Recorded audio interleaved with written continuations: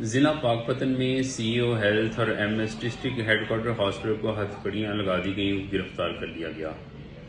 کیا کبھی آپ لوگوں نے آج تک یہ سنا کہ کسی اسسٹنٹ کمشنر کو، ایس پی کو، ڈی ایس پی کو، جج کو، مجسٹریٹ کو یا کسی بھی بیوروکریٹ کو ہتھکڑیاں لگائی گئی ہوں اور گرفتار کیا گیا ہو؟ نہیں، آپ ایسا کبھی بھی نہیں سنیں گے۔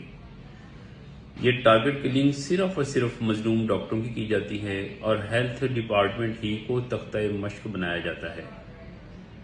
آپ کسی بھی ہاسپٹل میں جاتے ہیں، کبھی نیو ہاسپٹل کا چکر لگاتے ہیں یا اس کے وائس چانسلر کو اپنی دھمکیاں دیتے ہیں، ٹرمینیٹ کر دیتے ہیں، ڈاکٹر کو گرفتار کر لیتے ہیں، اس سے آپ یہ سمجھتے ہیں کہ آپ سادہ لوگ عوام کو بیوقوف بنا لیں گے۔